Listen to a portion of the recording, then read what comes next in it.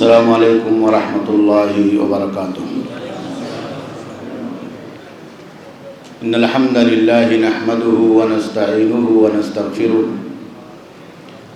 ونعوذ باللہ من شرور انفسنا ومن سیئات اعمالنا من يهده اللہ فلا مضل له ومن يضلل فلا هادی له واشهد ان لا الہ الا اللہ وحدہ لا شریک له وأشهد أن محمدًا عبده ورسوله أما بعد فإن خير الحديث كتاب الله وخير الهدي هدي محمد صلى الله عليه وسلم وشر الأمور محدثاتها وكل محدثة بدعة وكل بدعة ضلالة وكل ضلالة في النار فأعوذ بالله من الشيطان الرجيم بسم الله الرحمن الرحيم كل نفس ذائقة الموت وإنما توفون أجوركم يوم القيامة فمن زحزح عن النار وأدخل الجنة فقد فاز وما الحياة الدنيا إلا متاع الغرور۔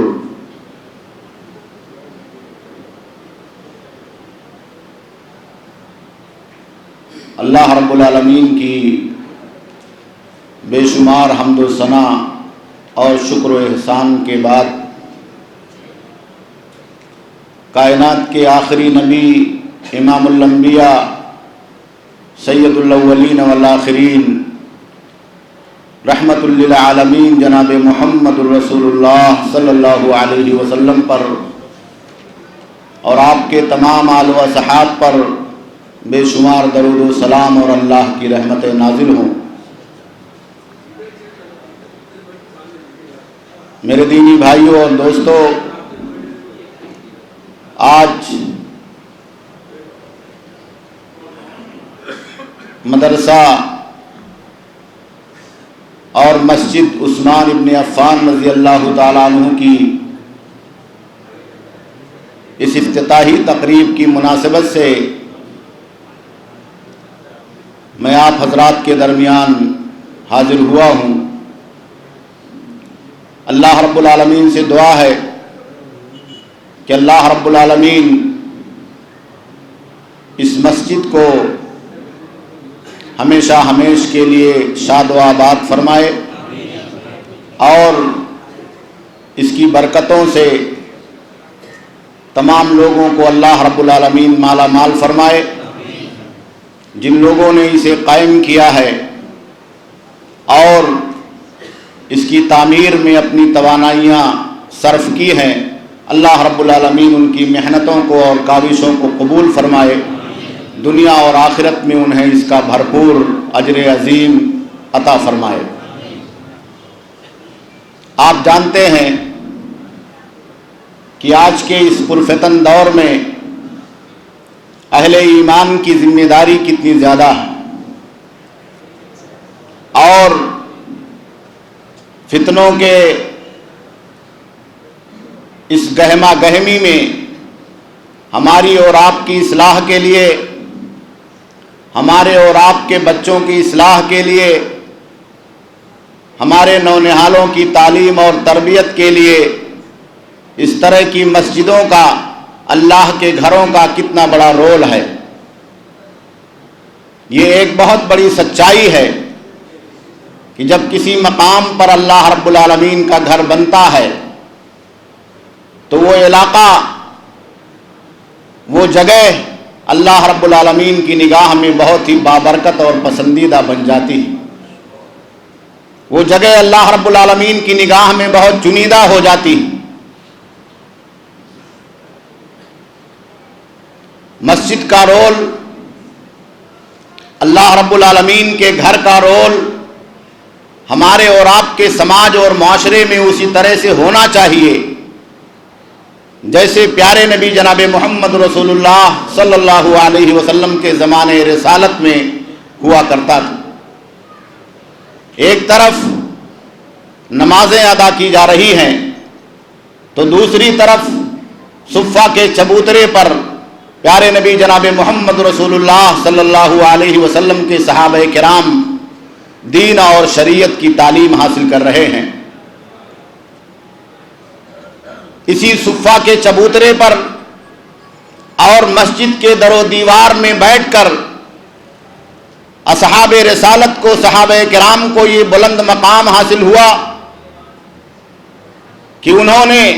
پیارے نبی جناب محمد رسول اللہ صلی اللہ علیہ وسلم کی لبوں سے نکلنے والے ہر ادا کو، ہر لفظ کو، ہر ایک حرکت کو اپنے سینے اور دماغ کے اندر محفوظ کیا اور اسے اللہ رب العالمین کے دین اور شریعت کی شکل میں ہم تک اور آپ تک پہنچا دیا۔ وہ حضرت ابو ہریرہ رضی اللہ تعالیٰ عنہ تھے کہ جب صحابہ کرام اور صحابہ کرام کے ساتھ رہنے والے ان کے بچے یہ سوال پوچھتے تھے کہ آخر صحابہ کی صفوں میں اللہ کے نبی صلی اللہ علیہ وسلم پر ایمان لانے والوں کے بیچ میں ابو ہریرہ یہ کون ہے جو بہت ہی زیادہ حدیثیں روایت کرتے ہیں،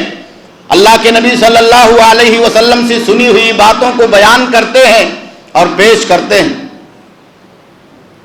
تو آپ قربان جائیں اس صحابی جلیل پر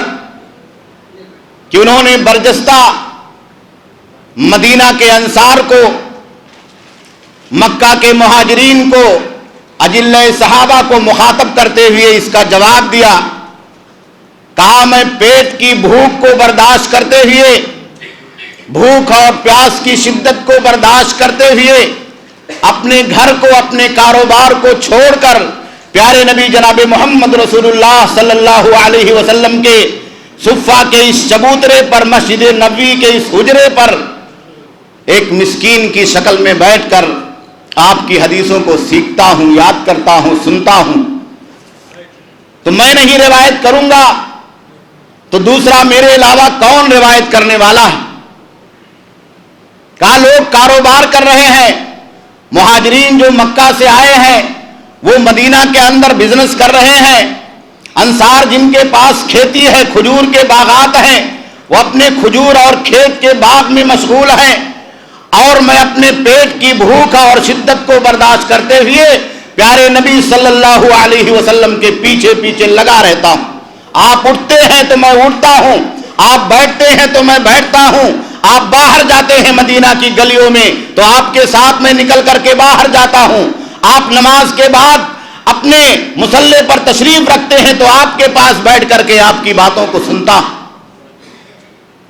تو یہ کردار ہماری اور آپ کی زندگی میں روشنی کو پھیلانے کا، دین کو پھیلانے کا، اللہ کے کتاب کو پہنچانے کا، پیارے نبی جناب محمد رسول اللہ صلی اللہ علیہ وسلم کی حدیثوں کو پہنچانے کا اور دین کی حفاظت کا ان لوگوں کے ذریعے سے ہمیں اور آپ تک پہنچا ہے جنہوں نے اسلام کے لیے، اپنے دین کے لیے اپنا سب کچھ قربان کر دیا ہے، یہاں تک کہ ایک ایک نوالے کو، ایک ایک لقمے کو وہ ترس گئے ہیں۔ آپ یاد کیجئے ان مارکوں کو، ان لڑائیوں کو جو دین کے لیے، کلمہ توحید کی سربلندی کے لیے حضرات صحابہ کرام نے پیارے نبی جناب محمد رسول اللہ صلی اللہ علیہ وسلم کی قیادت میں یا اپنے ہی جیسے اللہ کے نبی صلی اللہ علیہ وسلم کی طرف سے مقرر کردہ حضرات صحابہ کرام کی قیادت میں لڑی تھی۔ صحیح بخاری کی روایت مجھے یاد آ رہی ہے، حضرت ابو عبیدہ ابن الجراح رضی اللہ تعالیٰ عنہ ایک فوج کے کمانڈر ہیں، سارے لوگ اپنے گھر سے کھجوروں کا توشہ لے کر کے، کھانے کا توشہ باندھ کر کے جاتے ہیں، سفر بہت طویل ہو جاتا ہے، راستہ بہت پرخطر ہو جاتا ہے، ایک سمندر کے کنارے پڑاؤ ڈالتے ہیں، کھجوروں کا توشہ ختم ہو چکا ہے، جو ستو گھر سے باندھ کر لائے تھے وہ ختم ہو چکا ہے،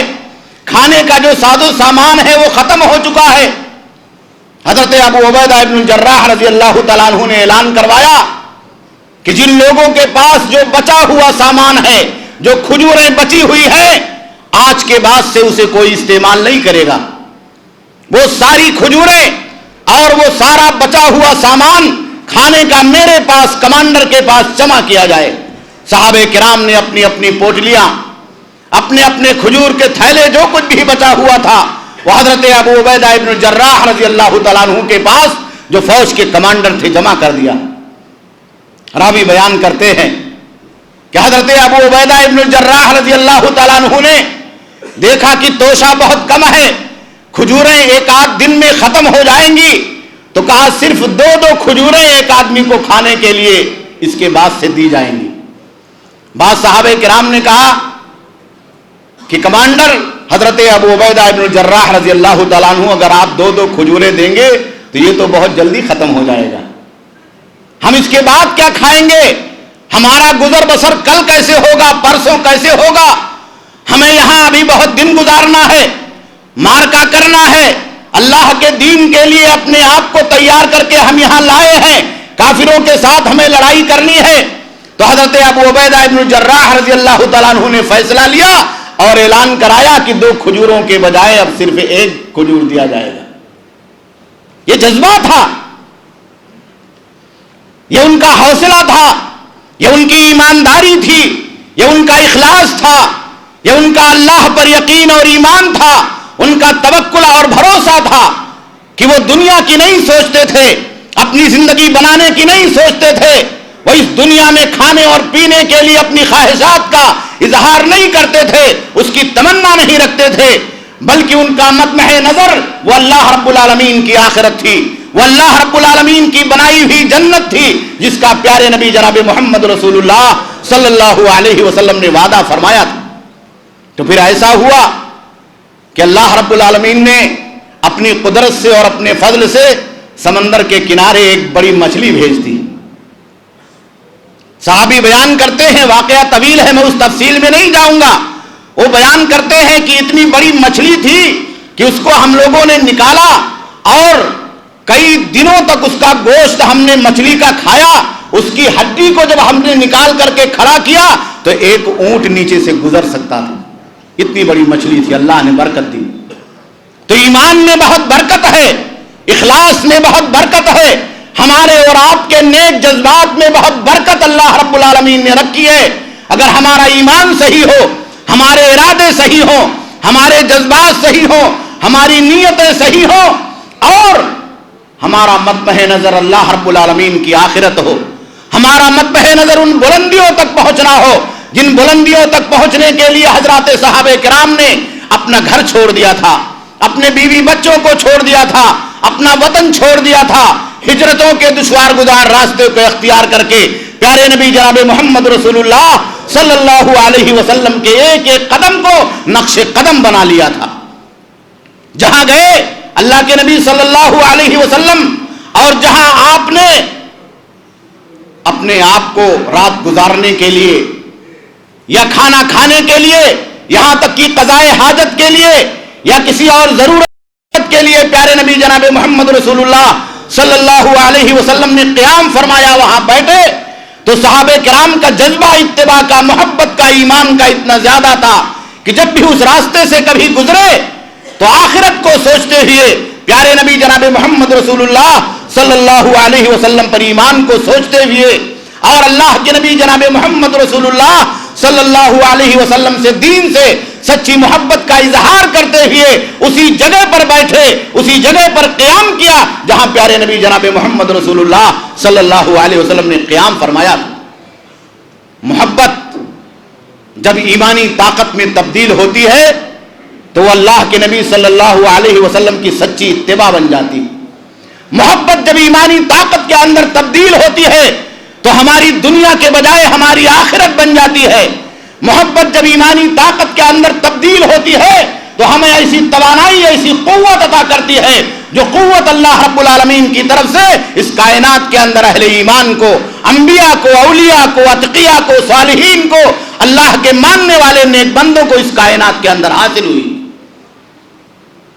اسی لیے اللہ رب العالمین نے قرآن مجید کے اندر جا بجا اس بات کی طرف ہماری اور آپ کی توجہ دلائی کہ ہمارا اور آپ کا مطمع نظر وہی ہونا چاہیے جو صحابہ کرام کا مطمع نظر تھا. ہمارا اور آپ کا مقصود نظر وہی ہونا چاہیے جو حضرات صحابہ کرام کا تھا، اور وہ تھی اللہ کی آخرت بنانے کی فکر، اللہ کی جنت کو پانے اور جنت کی نعمتوں کے حصول کی فکر. پیارے نبی جناب محمد رسول اللہ صلی اللہ علیہ وسلم کی مجلس میں صحابہ کرام جب آتے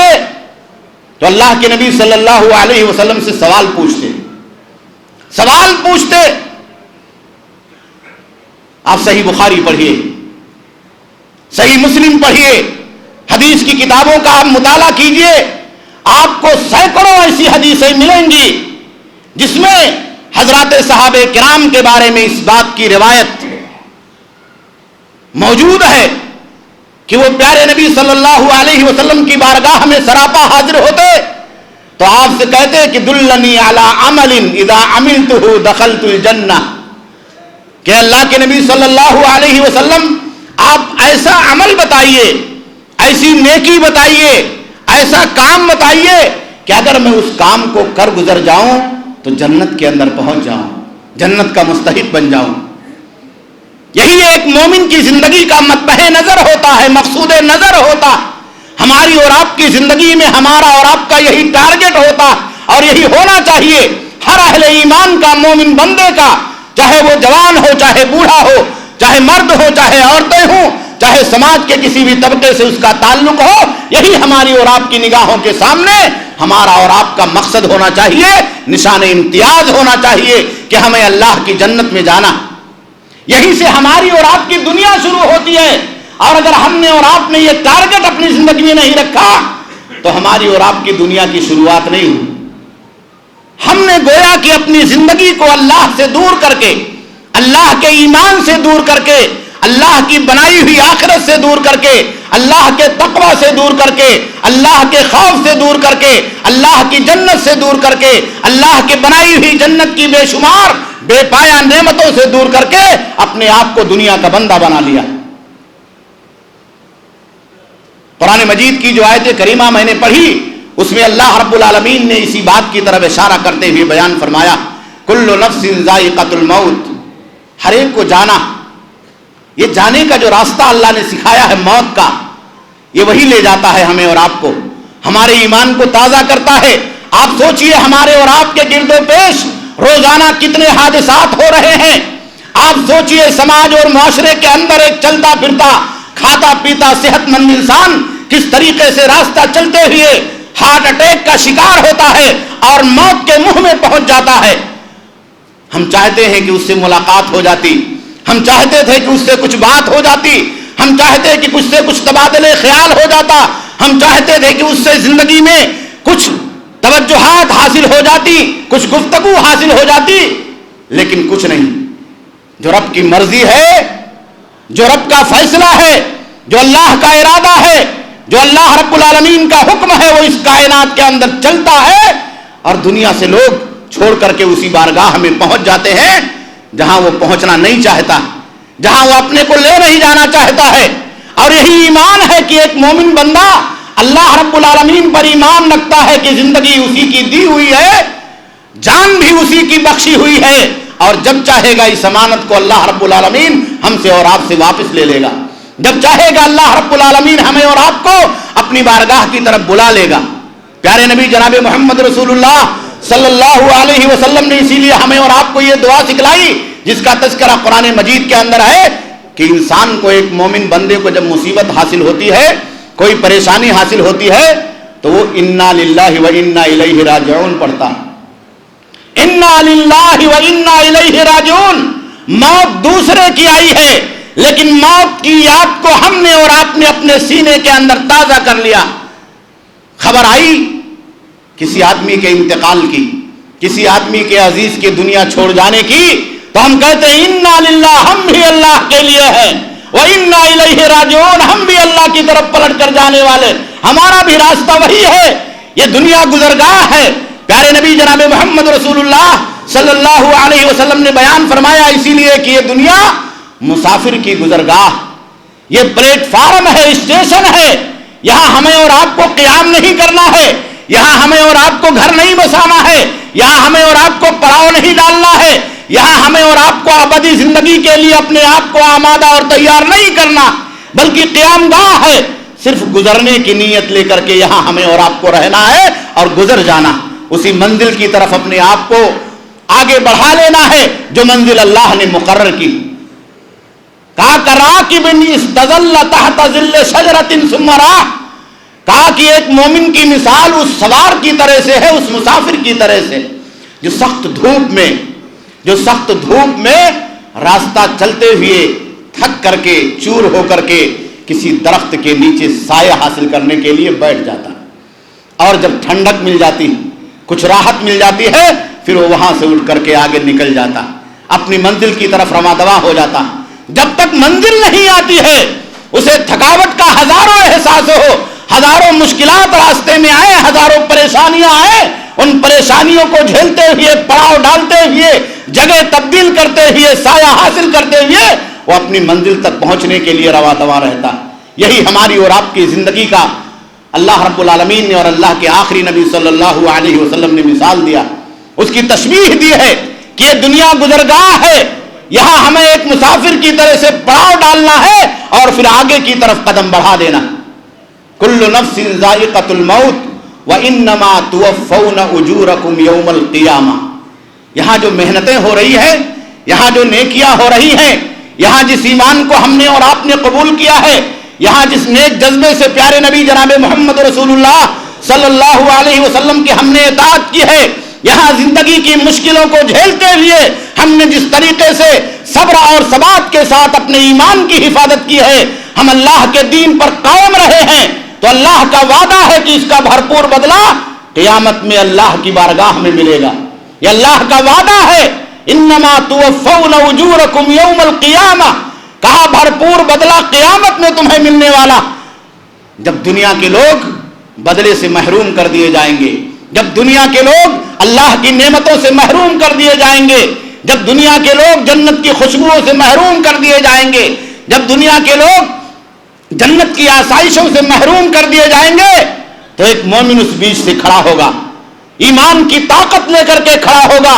اللہ کی توحید لے کر کے کھڑا ہوگا، اپنا سچا ایمان لے کر کے کھڑا ہوگا، دنیا میں اپنے صبر کو لے کر کے کھڑا ہوگا، اپنے مشکلات کو، آزمائشوں کو لے کر کے کھڑا ہوگا، اور اللہ کی بارگاہ میں اسے کامیابی ملے گی، اللہ کی بارگاہ میں اسے کامرانی ملے گی۔ اللہ رب العالمین نے بیان فرمایا فَمَنْ زُحْزِحَ عَنِ النَّارِ وَأُدْخِلَ الْجَنَّةَ فَقَدْ فَازَ،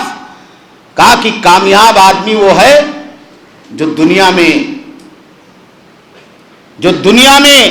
اپنے آپ کو کامیاب نہ سمجھ کر کے آخرت میں اپنے آپ کو کامیاب بنانے کی کوشش کرے، اور اللہ کی بارگاہ میں پہنچے تو اللہ کے عذاب سے اسے بچا لیا جائے، جہنم کی آگ سے اسے بچا لیا جائے، اور جنت میں داخلے کا اسے سرٹیفکیٹ دے دیا جائے، جنت میں داخلے کی اسے اجازت مل جائے۔ فَمَنْ زُحْزِحَ عَنِ النَّارِ وَأُدْخِلَ الْجَنَّةَ فَقَدْ فَازَ، جو جہنم کی آگ سے بچا لیا گیا اور جنت میں داخل کر دیا گیا تو وہی کامیاب ہے۔ وَمَا الْحَيَاةُ الدُّنْيَا إِلَّا مَتَاعُ الْغُرُورِ، اور دنیا کی زندگی یہ صرف اور صرف دھوکے کا سامان،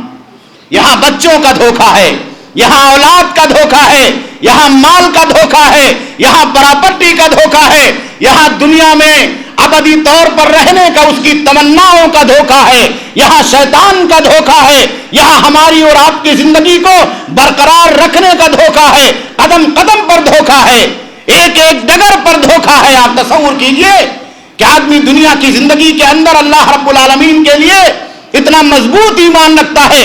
اتنا مضبوط ایمان رکھتا ہے کہ دنیا کے لوگ، اس کے ساتھ رہنے والے لوگ یہ سوچتے ہیں کہ اس کے ایمان کو کوئی متزلزل نہیں کر سکتا، لیکن کبھی ایسا موقع بھی آتا ہے کہ وہ معمولی شیطان کے وسوسے کا شکار ہو کر کے اپنے ایمان سے باہر نکل جاتا ہے، وہ معمولی شیطان کے چالوں میں گرفتار ہو کر کے اپنے ایمان سے باہر نکل جاتا ہے، اپنے دین سے باہر نکل جاتا ہے، توحید سے باہر نکل جاتا ہے، سنت سے باہر نکل جاتا ہے، اسلام کے دائرے سے بسا اوقات باہر نکل جاتا ہے۔ آپ سوچئے کتنے پرخطر راستے ہیں دنیا کی زندگی میں، ہمارے اور آپ کے لیے کتنا دھوکہ ہے۔ ہماری دکان کھلی ہوئی ہے، ہماری فیکٹری کھلی ہوئی ہے، ہمارے کارخانے چل رہے ہیں، ہم اور آپ جاب کر رہے ہیں، ہم اور آپ بزنس کر رہے ہیں، مسجد میں اذان ہو رہی ہے، اللہ اکبر اللہ اکبر، ایمان کا امتحان لیا جا رہا ہے، سچائی کا امتحان لیا جا رہا ہے، اللہ سے تعلق کا امتحان لیا جا رہا ہے، اللہ سے اپنے آپ کو جوڑنے کا امتحان لیا جا رہا ہے۔ वसवसों के पुरखतर वादियों में ऐसे मौके पर जब एक तरफ अजान होती है और एक तरफ हम और आप अपने बिजनेस के काउंटर पर होते हैं, हमारी और आपकी जंग होती है। मस्जिद में जाए कि अपने बिजनेस के काउंटर को संभालें, अल्लाह की मस्जिद के अंदर पहुंचे या अपने आप को अपने दुकान के काउंटर पर, अपने फैक्ट्री के काउंटर पर बिठाए रखें। गल्ला आ रहा है, पैसे आ रहे हैं, ग्राहक खड़ा हुआ है, कस्टमर इंतजार में खड़ा हुआ है, एक वसवसे की जंग है जो ईमान वाला लड़ता है। ऐसे मौके पर हमें और आपको ये जंग हारनी नहीं चाहिए। वही सच्चा मोमिन है जो दुनिया के सामने आखिरत का सौदा हो तो आखिरत को पसंद कर ले और दुनिया को पीछे छोड़ दे। वही सच्चा मोमिन है कि दुनिया के तमाम हाजतों के सामने अगर अल्लाह की कोई हाजत हो, अगर आखिरत बनाने की कोई हाजत हो, नेकी का कोई मौका हो तो नेकी को पकड़ ले, नेकी के दामन को मजबूती से थाम ले और दुनिया को पीछे छोड़ दे। प्यारे नबी जनाब मोहम्मद रसूलुल्लाह सल्लल्लाहु अलैहि वसल्लम ने हजरात सहाबे किराम को इसी बात की तालीम दी थी और यही तरबियत प्यारे नबी जनाब मोहम्मद रसूलुल्लाह सल्लल्लाहु अलैहि वसल्लम ने हजरात सहाबे किराम को सिखलाई थी। हजरत उस्मान गनी रजी अल्लाह ताला अन्हु कब्र पर जाते हैं, किसी का जनाजा होता, किसी की वफात होती, कब्रिस्तान में पहुंचते, वहां खड़े होते, रोने लगते, दाढ़ी आंसुओं से तर हो जाती, भीग जाती, इतना रोते कि आंसुओं की लड़ियां बह करके दाढ़ी मुबारक को भिगो देती थी, तर कर देती थी। साहबे किराम पूछते थे कि आपने इतने नेक आमाल किए हैं, दुनिया में आपको जन्नत की बशारत मिली है, अल्लाह के आखिरी नबी जनाब मोहम्मद रसूलुल्लाह सल्लल्लाहु अलैहि वसल्लम ने आपको जन्नत की बशारत दी है। मन हफरा बीर रूमा फलहुल जन्ना, जिसने बीर रूमा को मुसलमानों के लिए खरीद करके वक्फ किया है उसके लिए जन्नत की बशारत है, फिर भी आप रो रहे हैं। हज़रत उस्मान गनी रजी अल्लाह ताला अन्हु रोते हुए जवाब देते कि अल कब्र अव्वल मंजिल मिन मनाजिल आखिरा, का ये कब्र आखिरत की सीढ़ियों में से, आखिरत की मंजिलों में से पहली मंजिल है, यहीं से हमारा सफर शुरू होता। वो जो पहले का दुनिया का सफर था वो यहां तक पहुंचने के लिए था, अब हकीकी सफर यहीं से शुरू होता। कहा कि फ़इन नजा मिन्हु, अगर यहां बंदे को नजात मिल गई, फमा बादहु ऐसर, तो इसके बाद की जो जिंदगी है वो बहुत आसान हो जाएगी। अगर कब्र में नजात मिल गई, कब्र में राहत मिल गई, अल्लाह रब्बुल आलमीन की तरफ से वहां हमें और आपको सुकून और करार हासिल हो गया, तो गोया कि हमें नजात मिल गई, हमारी वो मंजिल बहुत आसान हो गई और आसानी की तरफ हम जन्नत की तरफ बढ़ने लगे। वइल्लम यंजु मिन्हु, और अगर नजात नहीं मिली, फमा बादहु अशद्द व अफज़ा, तो उसके बाद की जो डगर है वो बहुत कठिन है, बहुत पुरखतर है। इसीलिए रो रहा हूं कि यहां कब्र पर खड़ा हूं, सोचता हूं कि उस्मान का क्या हाल होगा। इतनी नेकियां, इतनी अच्छाइयां, प्यारे नबी जनाब मोहम्मद रसूलुल्लाह सल्लल्लाहु अलैहि वसल्लम की जन्नत की बशारत पाने वाले सहाबी के दिल के अंदर इतना जज्बा कि वो कब्र पर खड़े होकर के रो रहे हैं। आज हमारे और आपके दरमियान कितने वफियात हो रहे हैं, कितने आइज़ा अपनी जानों को इस दुनिया के अंदर अल्लाह रब्बुल आलमीन के हुक्म और मशीयत से खो बैठते हैं, लेकिन हमारे और आपकी आंखों के अंदर आंसू क्या पानी भी रवा नहीं होता। हमारे और आपके दिल मोम नहीं पड़ते हैं, नरम नहीं पड़ते हैं। ये वो पहली मंजिल है जो हमारी और आपकी जिंदगी के अंदर शुरू हो रही है। मेरे भाइयों, मेरे दोस्तों, अभी 2 साल का एक लंबा फतरा हमने आजमाइशों का झेला, 2 साल का लंबा फतरा हमने लॉकडाउन का झेला, 2 साल का लंबा फतरा हमने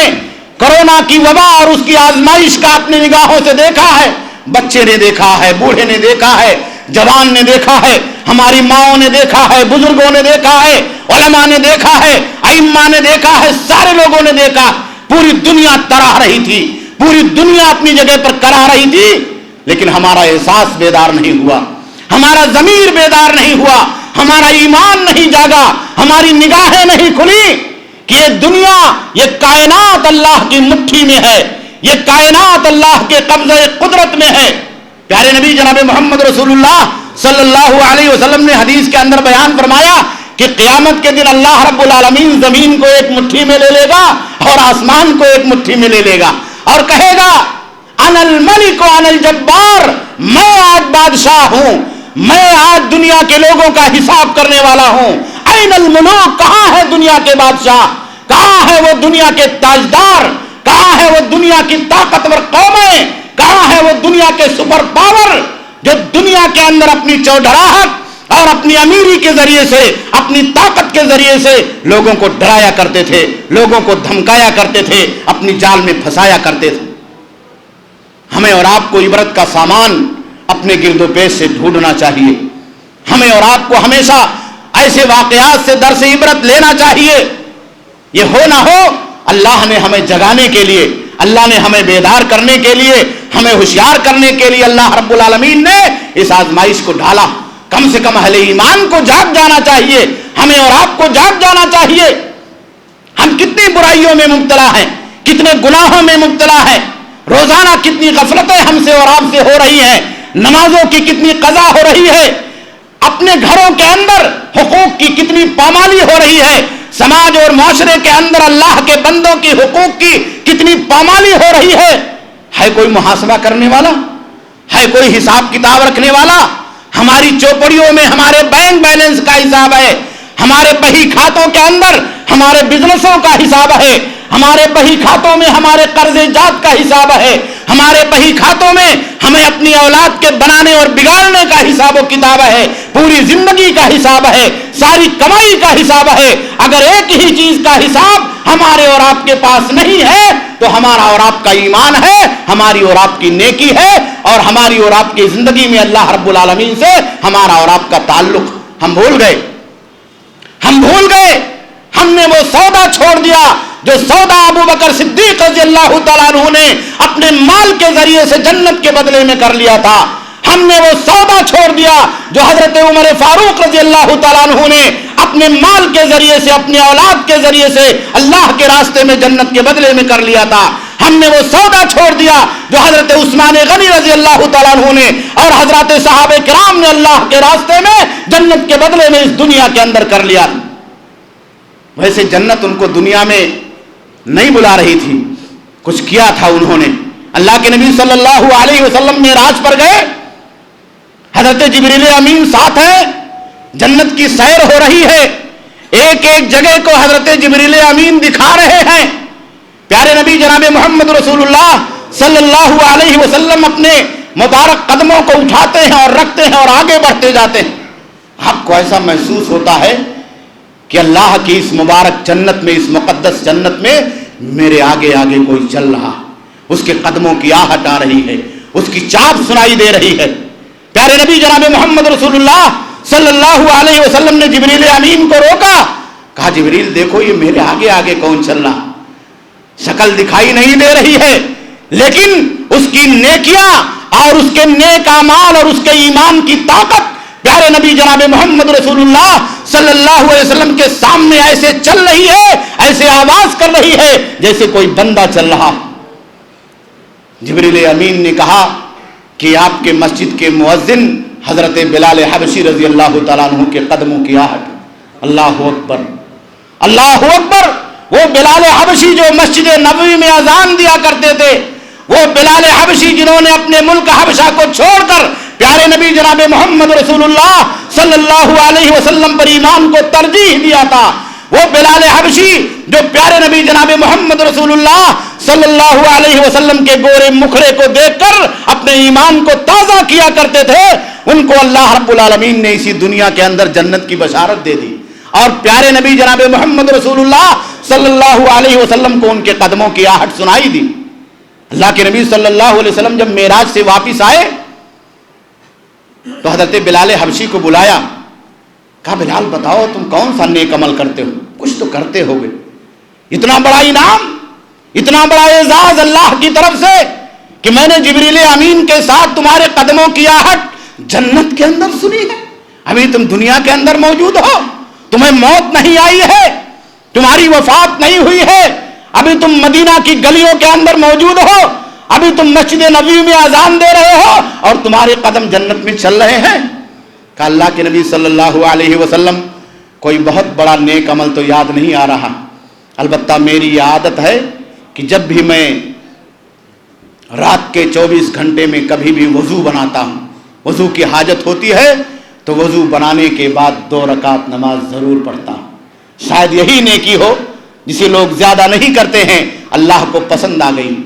تحیۃ الوضو جسے کہا جاتا ہے۔ ہر وضو کے بعد جب بھی آپ کبھی باوضو ہوں، رات میں آپ اٹھ گئے، آپ کو حاجت ہے، آپ حاجت سے فارغ ہوئے، پھر آپ نے وضو بنا لیا، تو ایک سنت ہے پیارے نبی صلی اللہ علیہ وسلم کی کہ وضو کے بعد 2 رکعت نماز نفل پڑھی جائے۔ حضرت بلال حبشی رضی اللہ تعالیٰ عنہ اس کی مداومت کرتے تھے۔ آپ جذبہ دیکھیے، پیارے نبی نے جو سکھا دیا اسے چھوڑنے کے لیے صحابہ آمادہ نہیں ہے۔ پیارے نبی نے جو تعلیم دے دی، تربیت دے دی، اسے ترک کرنے کے لیے، اس سے منہ موڑنے کے لیے بلال حبشی تیار نہیں ہے، تو اللہ نے انعام دیا۔ اللہ کے نبی صلی اللہ علیہ وسلم مسجد میں بیٹھے ہوئے تھے، اچانک اٹھ کر کے اللہ کے نبی صلی اللہ علیہ وسلم مسجد سے باہر نکل کر کے مدینہ کی گلیوں میں چلے گئے۔ کچھ دیر ہو گیا، واپس نہیں آئے۔ صحابہ کرام کو تعجب ہوا کہ پیارے نبی صلی اللہ علیہ وسلم کہاں چلے گئے، آپ کو تلاش کیا جائے۔ سب سے پہلے ابو بکر صدیق رضی اللہ تعالیٰ عنہ اٹھے۔ ایمان یہ محبت سکھاتی ہے، ایمان یہ جذبہ پیدا کرتی ہے، ایمان یہ پیارے نبی صلی اللہ علیہ وسلم کا فالو کرنے کے لیے ہمیں اور آپ کو آمادہ کرتی ہے۔ ابو بکر صدیق نکلے پوچھتے ہوئے مدینہ کی گلیوں میں، کہا ادھر سے پیارے نبی صلی اللہ علیہ وسلم کا گزر ہوا ہے۔ لوگوں نے بتایا کہ ہاں آگے گئے، ڈھونڈتے ڈھونڈتے پہنچے، دیکھا کہ اللہ کے نبی صلی اللہ علیہ وسلم ایک باغ میں جا کر کے بیٹھ گئے ہیں اور آپ نے دروازہ بند کروا دیا۔ باغبان سے کہا دروازہ بند کر دو۔ دروازے پہ کھڑے ہو گئے، کہا اندر اللہ کے نبی صلی اللہ علیہ وسلم آئے؟ کہا ہاں۔ کہا اجازت لے لو، میں بھی اندر آ جاؤں۔ نبی کی رفاقت چھوڑنے کے لیے ابو بکر صدیق اور صحابہ کرام آمادہ نہیں ہے۔ مسجد کو چھوڑ دیا تو آپ کے پیچھے پیچھے باغ میں چلے گئے۔ کچھ جذبہ تھا، کچھ ایمان تھا، کچھ تازگی تھی، کچھ محبت تھی، کچھ حوصلہ تھا، کچھ اللہ رب العالمین پر یقین تھا۔ پیارے نبی صلی اللہ علیہ وسلم کی طرف سے اجازت ملی، اور ایسی اجازت ملی کہ تاریخ نے اسے دنیا کے اندر رقم کیا۔ باغبان گئے، کہا اللہ کے نبی صلی اللہ علیہ وسلم باغ کے دروازے پر ابو بکر صدیق رضی اللہ تعالیٰ عنہ آپ کو تلاش کرتے کرتے آپ کے پیچھے پیچھے یہاں پہنچ چکے ہیں اور اجازت طلب کر رہے۔ اللہ کے نبی صلی اللہ علیہ وسلم کی زبان رسالت معاف گویا ہوئی، اذن لہ وبشرہ بالجنہ، کہا جاؤ ابو بکر صدیق کو اجازت دے دو کہ اندر آ جائے، اور یہ بھی کہہ دو کہ جنت کی خوشخبری قبول کر لے۔ اللہ نے ان کے لیے جنت لازم کر دیا۔ اسی دنیا کے اندر ہوا ہے، اسی دنیا کے اندر ہوا ہے، مدینہ کی گلیوں میں ہوا ہے۔ اللہ کے نبی صلی اللہ علیہ وسلم کے ساتھ ابو بکر صدیق رضی اللہ تعالیٰ عنہ آ کر کے دائیں بغل بیٹھ جاتے، پیچھے سے عمر فاروق رضی اللہ تعالیٰ عنہ دوڑے ہوئے آتے۔ کسی کو کیا معلوم کہ جنت کی خوشخبری مل رہی ہے، جنت کی سند مل رہی ہے، اللہ کے نبی صلی اللہ علیہ وسلم جنت کی بشارت دے رہے ہیں۔ دروازے پہ آتے کہتے اندر اللہ کے نبی صلی اللہ علیہ وسلم ہے؟ کہا کہ ہاں ہے۔ کہا مجھے بھی اجازت لے لو، میں بھی اندر آ جاؤں۔ گئے، اجازت لیا، کہا کون ہے؟ کہا عمر فاروق ہے۔ پیارے نبی صلی اللہ علیہ وسلم نے کہا کہ جاؤ اذن لہ وبشرہ بالجنہ، انہیں بھی اجازت دے دو اور ان کو بھی خوشخبری سنا دو کہ اللہ نے تمہارے لیے جنت کو لازم کر دیا۔ حضرت عمر فاروق آئے اور پیارے نبی صلی اللہ علیہ وسلم کی بائیں طرف جگہ خالی تھی، وہاں بیٹھ گئے۔ یہ کوئی قصہ نہیں ہے، یہ کوئی افسانہ نہیں ہے، صحیح بخاری کی روایت ہے۔ پیارے نبی جناب محمد رسول اللہ صلی اللہ علیہ وسلم کے صحابہ کرام کا جذبہ ایمان بولتا۔ تیسرے نمبر پر بھاگے ہوئے دوڑے ہوئے حضرت عثمان غنی رضی اللہ تعالیٰ عنہ آئے۔ کہا یہاں اللہ کے نبی صلی اللہ علیہ وسلم آئے ہیں؟ کہا ہاں اندر ہے مگر دروازہ بند ہے۔ کہا میرے لیے بھی اجازت لے لو۔ گئے، اجازت لیا، کہا کون ہے؟ کہا عثمان غنی ہے۔ کہا اذن لہ وبشرہ بالجنہ الا بلوا ستصیبہ۔ یہ آسمانی شریعت ہے، یہ اللہ کے نبی کی شریعت نہیں ہے کہ آپ نے اپنی طرف سے کچھ کہہ دیا۔ وما ينطق عن الهوى ان هو الا وحی یوحى۔ جو کچھ بھی پیارے نبی صلی اللہ علیہ وسلم کی زبان مبارک سے ادا ہوتا ہے اس پر وحی کی مہر ہوتی ہے، سکہ ہوتا ہے۔ آپ اپنے طبیعت سے، اپنے خواہش سے کچھ نہیں بولتے ہیں، جو کچھ بھی بولتے ہیں وہ اللہ کی طرف سے وحی ہوتی۔ حضرت عثمان غنی کے بارے میں کہا کہ جاؤ کہہ دو اندر آ جائیں، اجازت ہے، اور ان کو بھی جنت کی بشارت دے دو، لیکن ایک ایسی آزمائش پر، ایک ایسے بلوا پر جو ان کو پہنچے گا، اس سے ان کو چھٹکارا نہیں ملے گا۔ اللہ کے نبی نے ایڈ کر دیا،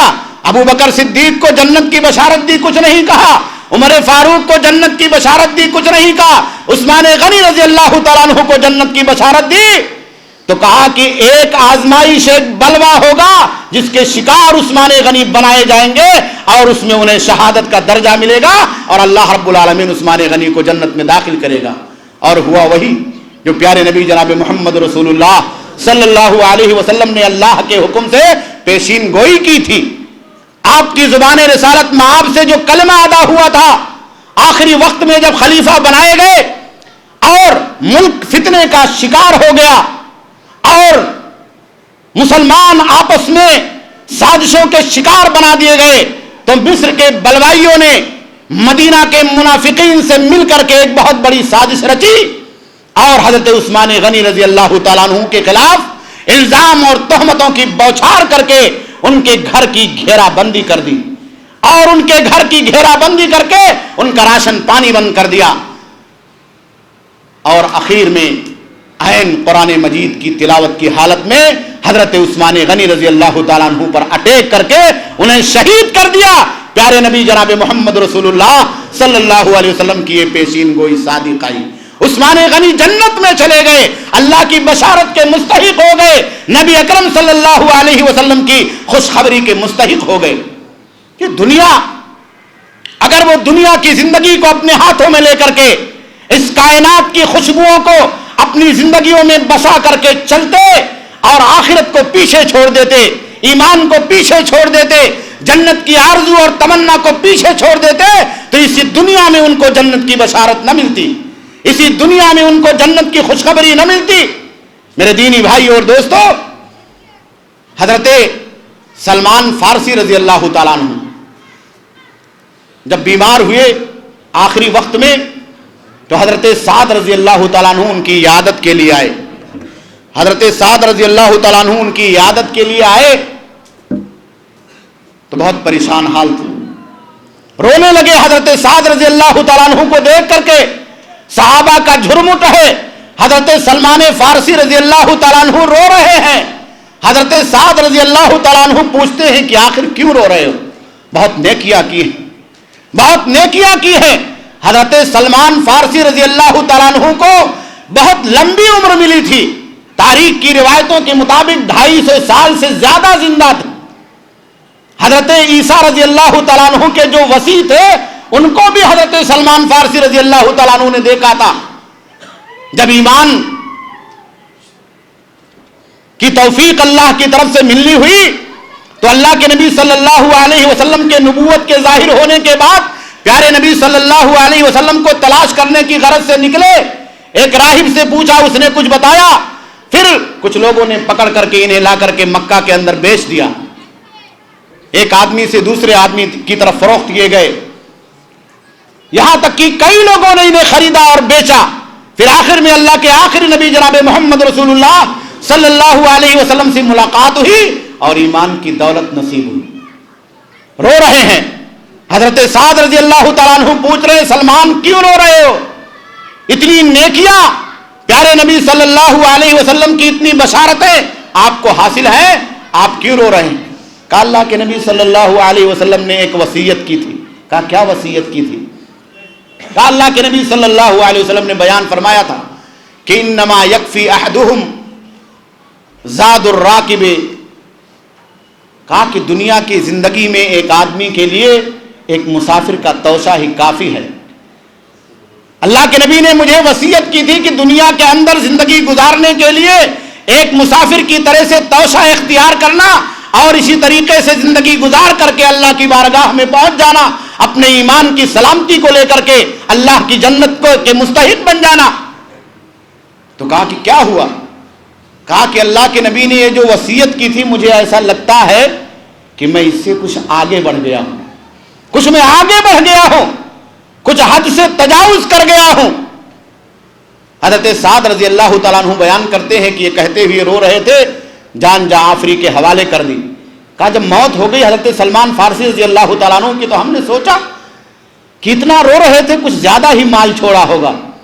کچھ زیادہ ہی بیوی بچوں کے لیے دولت چھوڑی ہوگی، پراپرٹی چھوڑی ہوگی۔ کہا ہم نے پوچھا حضرت سلمان فارسی رضی اللہ تعالیٰ عنہ نے کیا چھوڑا؟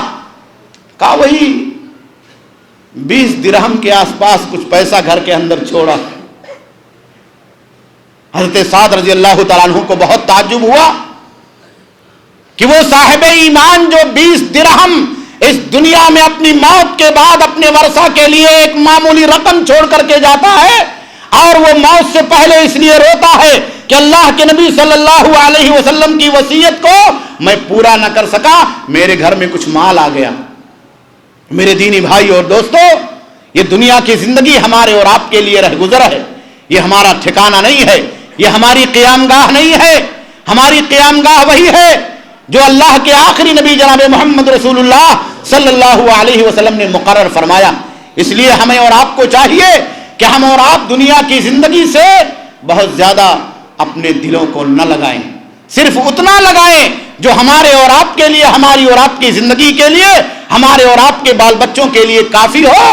اور اس پر بھی ہمیں اور آپ کو اپنے ایمان کو ترجیح دینا ہوگا، اللہ کے نبی کی سنت کو ترجیح دینا ہوگا، اپنے دین کو ترجیح دینا ہوگا، اور اللہ پر توکل اور یقین کو ترجیح دینا ہوگا، اللہ کی جنت کو ترجیح دینا ہوگا۔ آج ہماری اور آپ کی زندگیوں کے اندر جو پریشانیاں آ رہی ہیں، جو آفتیں آ رہی ہیں، جو مصیبتیں آ رہی ہیں، وہ صرف اسی وجہ سے ہے کہ ایمان کے اعتبار سے ہمارا اور آپ کا بیلنس بگڑ چکا۔ ہماری زندگی میں ترجیح دنیا کو ہے، ایمان سیکنڈ نمبر پر ہے۔ ہماری زندگی میں ترجیح پیسے کو، دولت کو ہے، اور آخرت سیکنڈ نمبر پر ہے۔ یہ اوپر ہونا چاہیے جس کو ہم نے نیچے کر دیا۔ بس یہی فرق ہے کہ یہ اوپر ہونا چاہیے، ایمان اوپر ہونا چاہیے، دین اوپر ہونا چاہیے، نمازیں اوپر ہونی چاہیے، اللہ پر یقین اور ایمان اوپر ہونا چاہیے، آخرت اوپر ہونی چاہیے۔ بقیہ دنیا کے اندر اللہ رب العالمین اپنے فضل و توفیق سے آپ کو جو کچھ دے رہا ہے، آپ اسے لیجئے، ضرور لیجئے۔ اسلام نے آپ کو روکا نہیں ہے، آپ کو منع نہیں کیا ہے، لیکن اگر آپ نے، ہم نے اور آپ نے ترجیح دی تو ہم اور آپ کہیں کے نہیں ہوں گے۔ بل تؤثرون الحیات الدنیا والآخرۃ خیر وابقی، تم دنیا کی زندگی کو ترجیح دیتے ہو، حالانکہ آخرت تمہارے لیے بہتر ہے اور زیادہ پائیدار ہے، زیادہ باقی رہنے والی۔ اس لیے ہمیں اور آپ کو چاہیے کہ ہم اور آپ دنیا کی زندگی کے مقابلے میں آخرت کی زندگی کو ترجیح دیں، دنیا کے کاموں کے مقابلے میں ایمان کے کاموں کو ترجیح دیں، دنیا کے دیگر مشغولیات کے مقابلے میں نیکی کی مشغولیات کو، نیکی کے کاموں کو ترجیح دیں۔ یہی ہمارا اور آپ کا جذبہ ہونا چاہیے، یہی ہمارے اور آپ کے دلوں کے اندر ہمارا اور آپ کا ارادہ ہونا چاہیے، یہی ہمارے اور آپ کے لیے دنیا کے اندر بھی فوز و فلاح کا ذریعہ ہے، اور آخرت میں بھی اللہ کی بارگاہ میں سربلندی کا اور سرخروئی کا ذریعہ ہے۔ اللہ رب العالمین سے دعا ہے کہ اللہ رب العالمین ہمیں اور آپ کو دنیا کے اندر ایمان پر قائم اور دائم فرمائے۔ اللہ رب العالمین ہر طرح کی آفتوں سے، مصیبتوں سے، بلاؤں سے، پریشانیوں سے ہم تمام لوگوں کو محفوظ فرمائے۔ اللہ رب العالمین ہمارے جان کی، مال کی، عزت و آبرو کی حفاظت فرمائے۔ بار الہ ہماری مسجدوں کی، ہماری عبادت گاہوں کی حفاظت فرما۔ اللہ رب العالمین ہم تمام لوگوں کو اس طرح کے نیک کاموں میں شرکت کی سعادت اور توفیق عطا فرما۔ آج آپ لوگوں کا یہ جذبہ دیکھ کر کے مسجد کے افتتاح کے موقع پر بڑی خوشی ہو رہی ہے کہ آپ نے اپنے آپ کو حوصلہ دیا ہے اور ان لوگوں کو حوصلہ دیا ہے جو اس طرح کا کام کرتے ہیں اور اس میں پیش رہتے ہیں۔ اللہ رب العالمین تمام لوگوں کی محنتوں کو اور قربانیوں کو قبول فرمائے، دنیا کے اندر بھی اس کا اجر عظیم عطا فرمائے اور آخرت میں بھرپور بدلہ عطا فرمائے۔ ربنا تقبل منا انک انت السمیع العلیم وتب علینا انک انت التواب الرحیم، وصلی اللہ علی نبینا محمد وعلی آلہ وصحبہ اجمعین، والسلام علیکم ورحمۃ اللہ وبرکاتہ۔